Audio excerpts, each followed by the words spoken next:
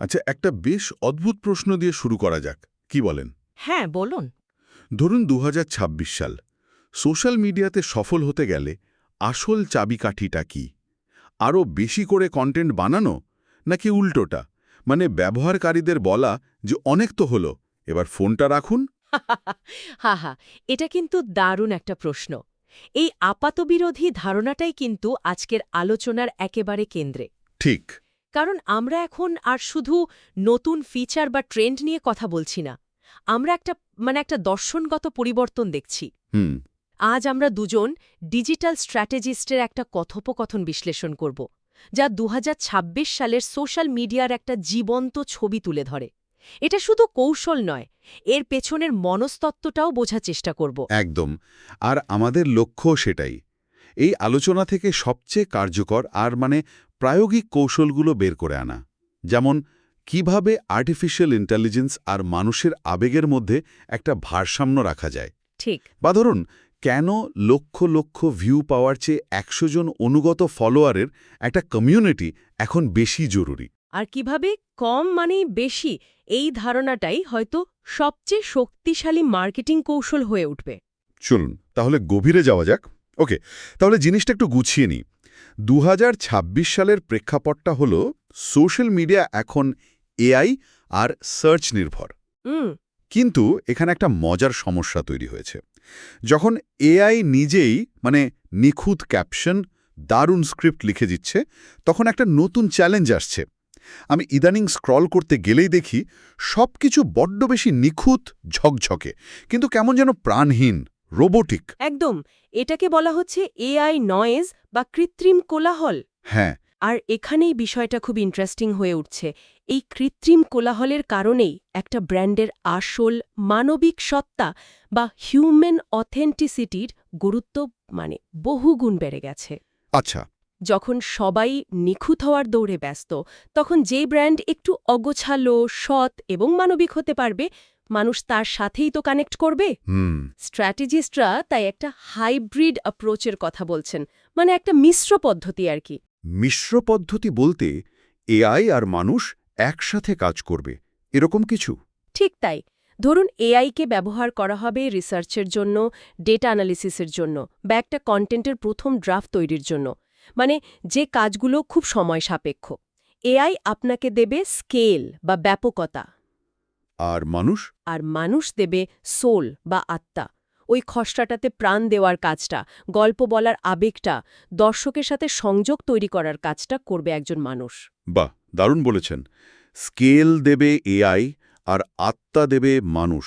একদম। আচ্ছা, এই যে মানবিক ছোঁয়ার চাহিদা, এটা কি মানুষের তথ্য খোঁজার পদ্ধতিকেও বদলে দিচ্ছে? আমরা তো জানি নতুন জেনারেশন এখন আর সব কিছুর জন্য গুগলে যাচ্ছে না। একেবারেই তাই। তারা এখন ভিজুয়াল প্ল্যাটফর্মে সার্চ করছে। যেমন? যেমন কলকাতায় সেরা সাস্টেনেবল ফ্যাশন লিখে গুগলে সার্চ না করে তারা হয়তো টিকটক বা ইনস্টাগ্রামে একই জিনিস সার্চ করছে, কারণ তারা আসল মানুষের অভিজ্ঞতা দেখতে চায়। হুম। ২০২৬-এ এটা অপরিহার্য হয়ে উঠবে। কিন্তু এসএসও তো আমরা অনেক দিন ধরেই শুনছি, এখানে নতুনটা কি? শুধু কিওয়ার্ড ব্যবহার করলেই? না না, এখানেই তো ব্যাপারটা। এর গভীরতা এখন অনেক বেড়েছে। এটা এখন আর শুধু ক্যাপশনে কয়েকটা কিওয়ার্ড ব্যবহার করার মধ্যে নেই। আচ্ছা। এখন প্ল্যাটফর্মগুলো এতটাই স্মার্ট যে তারা ভিডিওর ভেতরের কথাও পড়তে ও বুঝতে পারে। তাই বলা হচ্ছে, ভিডিওর প্রথম ৩ সেকেন্ডের মধ্যে মুখে মূল কিওয়ার্ডটা বলা আর একই সাথে স্ক্রিনের টেক্সট হিসেবে দেখানোটা খুব জরুরি। ও, ইন্টারেস্টিং। ভিজুয়াল এসইওর মতো? একদম। এমনকি ছবির অল টেক্সট, যেটা আগে শুধু দৃষ্টিহীনদের জন্য ব্যবহৃত হতো, সেটাও এখন একটা গুরুত্বপূর্ণ র্যাঙ্কিং ফ্যাক্টর। এটাকে বাস্তবসম্মত করতে আমাদের সোর্সে একটা কেস স্টাডি ছিল না? ওই যে ইকোস্টেপ নামে একটা কাল্পনিক ফুটওয়্যার ব্র্যান্ডের? হ্যাঁ, ছিল। ওরা স্নিকার্স বা শুজের মতো সাধারণ কিওয়ার্ড ব্যবহার না করে খুব নির্দিষ্ট একটা কিওয়ার্ড টার্গেট করেছিল। Best recycled sneakers for daily commute, এর মতো লম্বা একটা কিছু। ঠিক। আর ফলাফলটা ছিল অসাধারণ। কেন? কারণ তারা শুধু একটা প্রোডাক্ট বিক্রি করার চেষ্টা করেনি। তারা একজন ব্যবহারকারীর নির্দিষ্ট একটা সমস্যার সমাধান দেওয়ার চেষ্টা করেছে। যে মানুষটা প্রতিদিনের যাতায়াতের জন্য পরিবেশবান্ধব জুতো খুঁজছে, সে তো ঠিক এই বাক্যটাই সার্চ করবে, তাই না? তাই তো। আর ইকোস্টেপ ঠিক সেই উত্তরটা দিয়েছে।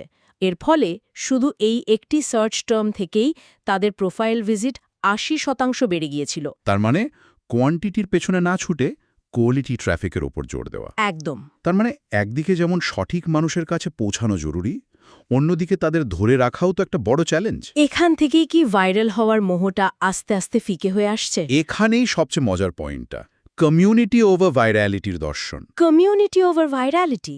ভাবুন, একটা ভাইরাল ভিডিও হলেও অনেকটা ফাস্ট ফুডের মতো, প্রচুর এমটি ক্যালোরিজ, মানে অনেক ভিউ, অনেক লাইক, কিন্তু কোনো পুষ্টি নেই। হ্যাঁ, ঠিক। মানে সেটা দীর্ঘমেয়াদী সম্পর্ক বা ব্র্যান্ডের প্রতি আনুগত্য তৈরি করতে পারে না। 2026-এর কৌশল হল এই ফাস্ট ফুড কালচার থেকে বেরিয়ে এসে একটা বিশ্বস্ত অনুসারী গোষ্ঠী বা কমিউনিটি তৈরি করা। কিন্তু কমিউনিটি তো ফেসবুক গ্রুপ বা ইনস্টাগ্রাম পেজেও থাকে। এখানে নতুন কিসের কথা বলা হচ্ছে? নতুনত্বটা হল প্ল্যাটফর্মের বিবেচনায়। স্ট্র্যাটেজিস্টরা এখন ডিসকর্ড বা হোয়াটসঅ্যাপ চ্যানেলসের মতো মানে তুলনামূলকভাবে প্রাইভেট বা ক্লোজড প্ল্যাটফর্মের ওপর জোর দিচ্ছেন। কেন? কারণ এখানে ব্র্যান্ড তার সবচেয়ে অনুগত, ধরা যাক টপ 1% ফলোয়ারের জন্য একটা বিশেষ নিরাপদ জায়গা তৈরি করতে পারে, একটা ক্লাবের মতো। যেখানে বাইরের কোলাহল নেই। একদম। আর ব্র্যান্ড এখানে বিক্রেতা নয়, বরং একজন সঞ্চালক। আচ্ছা, এই কমিউনিটির সাথে ব্র্যান্ডগুলো কিভাবে যোগাযোগ করে? শুধু তাদের মতামত নেওয়া হয়, নাকি এর থেকেও বেশি কিছু করার সুযোগ আছে? আমাদের সোর্সে স্কিন ডিপ নামে একটা স্কিন কেয়ার ব্র্যান্ডের কেস স্টাডি ছিল। তারা ভাইরাল ভিডিওতে টাকা খরচ না করে তাদের টপ 1000 কাস্টমারের জন্য একটা প্রাইভেট ডিসকর্ড সার্ভার তৈরি করেছে। আর সেখানে তারা কি করত? সেখানে তারা গ্রাহকদের সাথে মিলে নতুন প্রোডাক্টের প্যাকেজিং ডিজাইন নিয়ে ভোটিং করত, পরবর্তী কন্টেন্ট কী নিয়ে হবে তা জানতে চাইত, এমনকি সপ্তাহে একদিন একজন ডার্মাটোলজিস্টের সাথে ফ্রি আস্ক মি এনিথিং সেশনও রাখত। বাহ! এর ফলে কি হলো? ওই 1000 গ্রাহক নিজেদের ব্র্যান্ডের অংশ ভাবতে শুরু করল। তারা শুধু পণ্য কিনতই না, বাইরে ব্র্যান্ডের হয়ে প্রচারও করত। তার মানে কাস্টমার রিটেনশন রেট নিশ্চয়ই অনেক বেড়ে গিয়েছিল। 120% বেড়ে গিয়েছিল, কারণ পুরনো সদস্যরাই নতুন গ্রাহক নিয়ে আসছিল। দারুণ। এই যে এত গভীর একটা সম্পর্ক তৈরি হলো, এর বাণিজ্যিক দিকটা কি?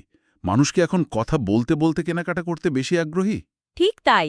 এখন আর কেউ ইনস্টাগ্রামে একটা প্রোডাক্ট দেখে তারপর লিঙ্কে ক্লিক করে ওয়েবসাইটে গিয়ে কার্ড ডিটেলস দিয়ে পেমেন্ট করার মতো লম্বা প্রক্রিয়ায় যেতে চায় না। এটা ঠিক। তারা চায় অ্যাপের ভেতরেই যেন কেনাকাটাটা হয়ে যায়। একেই কনভারসেশনাল কমার্স বলা হচ্ছে। আর এর জন্য মাইক্রো ফানেল তৈরির কথা বলা হয়েছে। মাইক্রো ফানেল, এটা একটু বুঝিয়ে বলবেন? অবশ্যই। ধরুন, একটা ব্র্যান্ড ইনস্টাগ্রাম স্টোরিতে প্রথমে একটা পোল দিল, আপনার স্কিন ড্রাই নাকি অয়েল। আচ্ছা।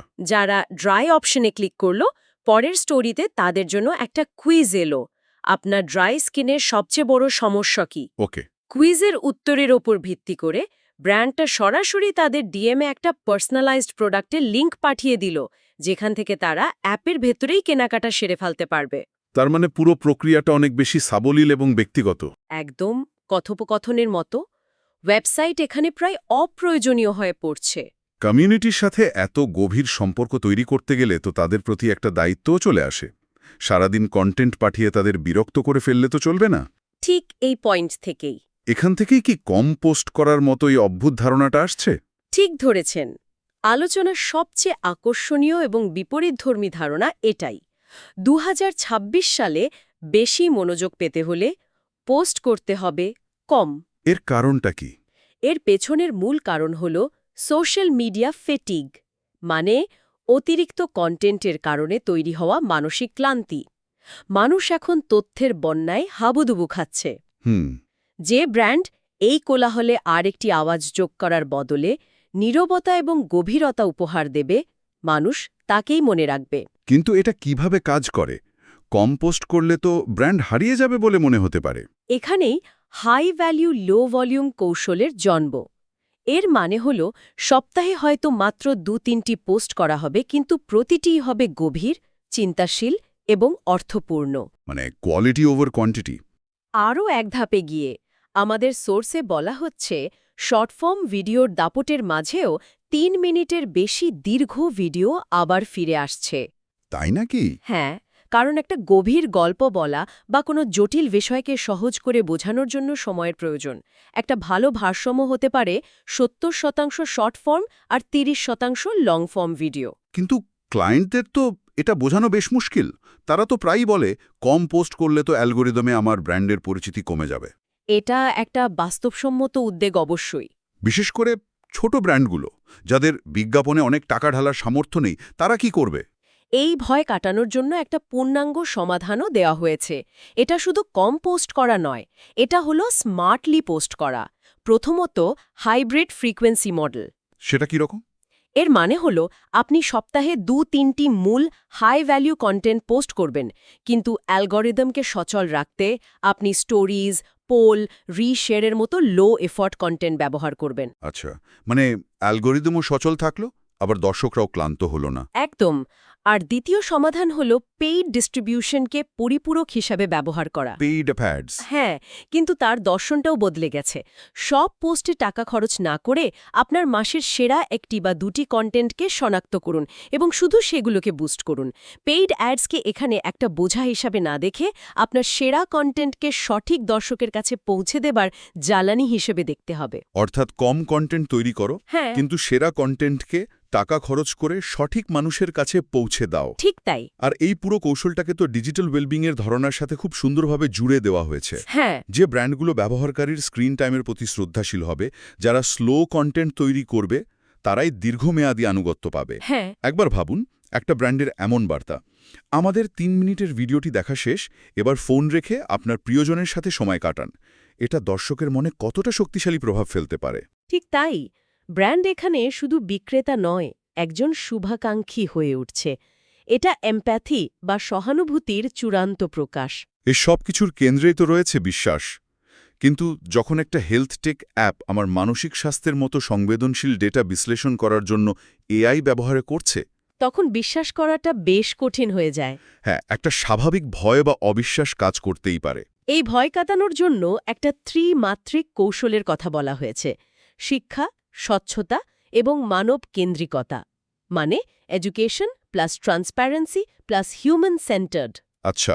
প্রথমত, ব্যবহারকারীকে সহজ ভাষায় বোঝাতে হবে যে এআই কিভাবে কাজ করছে। দ্বিতীয়ত, স্বচ্ছ হতে হবে। ডেটা কিভাবে সুরক্ষিত রাখা হচ্ছে তা নিয়ে কোনো লুকোচুরি করা চলবে না। আর তৃতীয়ত, সবকিছু নিয়ন্ত্রণে যে ব্যবহারকারী নিজেই আছেন, সেই ক্ষমতাটা তাদের হাতে তুলে দিতে হবে। কিন্তু শুধু মুখে আমরা স্বচ্ছ বা আপনার ডেটা আপনার নিয়ন্ত্রণে বললে তো হবে না। এটা তো আজকাল সবাই বলে। ব্র্যান্ডগুলো কাজে করে দেখাবে কিভাবে? কি ধরনের কন্টেন্ট তৈরি করতে পারে তারা? খুবই ভালো প্রশ্ন। এর জন্য আমাদের সোর্সে ২টি নির্দিষ্ট কন্টেন্ট সিরিজের কথা বলা হয়েছে। প্রথমটি হল বিহাইন্ড দ্য সিন বা পর্দার পেছনের সিরিজ। কি রকম? ধরুন, ছোট ছোট ভিডিওর মাধ্যমে দেখানো হলো ডেটা কিভাবে এনক্রিপ্টেড এবং অ্যানোনিমাইজড করা হচ্ছে। দলের কোনো ইঞ্জিনিয়ার এসে হয়তো একটা হোয়াইট বোর্ডে সহজ ছবি এঁকে পুরো প্রক্রিয়াটা ব্যাখ্যা করলেন। মানে প্রযুক্তিগত বিষয়কে মানবিক করে তোলা। একদম। আর দ্বিতীয়টি হল এডুকেশনাল সিরিজ। যেমন এআই এবং মানসিক স্বাস্থ্য, মিথ বনাম বাস্তবতা, এর মতো বিষয় নিয়ে আলোচনা। এখানে খোলাখুলিভাবে স্বীকার করে নিতে হবে যে এআই পরামর্শ দিতে পারে, কিন্তু সে কখনোই একজন থেরাপিস্টের বিকল্প নয়। আর বারবার একটা বার্তা হাইলাইট করতে হবে। হ্যাঁ, আপনার ডেটা আপনার নিয়ন্ত্রণে। ব্যবহারকারীকে অ্যাপের ভেতরেই ডেটা ডিলিট বা এক্সপোর্ট করার সহজ উপায় দেখিয়ে দিতে হবে। বিশ্বাস তো অর্জন করতে হয়, দাবি করা যায় না। তাহলে পুরো আলোচনার সার কি দাঁড়ালো? আমরা বুঝলাম যে ২০২৬ সালে সোশ্যাল মিডিয়া কেবল নতুন টুলস বা প্রযুক্তির বিষয় নয়। না, এটা দর্শন এবং সম্পর্কের একটা আমূল পরিবর্তন। আমার মনে হয় আজকের আলোচনার ৩টি মূল ভিত্তি হল অথেন্টিসিটি বা বিশ্বাসযোগ্যতা, এমপ্যাথি বা সহানুভূতি, এবং রেসপন্সিবিলিটি বা দায়িত্ব। একদম ঠিক। ২০২৬ সালের নতুন মুদ্রা লাইক বা ভিউ নয়, বরং বিশ্বাস এবং সম্পর্ক। লক্ষ্য হল একটা রিলেশনশিপ ইকোনমি বা সম্পর্কের অর্থনীতি তৈরি করা, যেখানে ব্র্যান্ডগুলো শুধু বিক্রেতা নয়, বরং ব্যবহারকারী জীবনের একজন শুভাকাঙ্ক্ষী হয়ে উঠবে। আর এআই এখানে সাহায্যকারী, চালক নয়। চূড়ান্ত সিদ্ধান্ত এবং আবেগ সবসময় মানুষের হাতেই থাকবে। তাহলে আজকের আলোচনা শেষ করা যাক শ্রোতাদের জন্য একটা উত্তেজক প্রশ্ন দিয়ে। নিশ্চয়ই। যখন বড় বড় ব্র্যান্ডগুলো তাদের কন্টেন্টের মাধ্যমে ব্যবহারকারীদের ডিজিটাল জীবন থেকে বিরতি নিতে আর স্ক্রিন টাইম কমাতে উৎসাহিত করবে, তখন সোশ্যাল মিডিয়া প্ল্যাটফর্মগুলোর নিজস্ব ব্যবসায়িক মডেলের ওপর এর কী প্রভাব পড়বে? এটা একটা বড় প্রশ্ন। কারণ ফেসবুক, ইনস্টাগ্রাম বা টিকটকের মতো প্ল্যাটফর্মগুলো তো তৈরি হয়েছে ব্যবহারকারীদের অনলাইনে যতটা সম্ভব ধরে রাখার জন্য। এটা একটা দারুণ বৈপরীত্য, তাই না? অবশ্যই। ব্র্যান্ড আর প্ল্যাটফর্মের স্বার্থের এই সংঘাত ভবিষ্যতে কোন দিকে মোড় নেবে সেটা ভেবে দেখার মতো।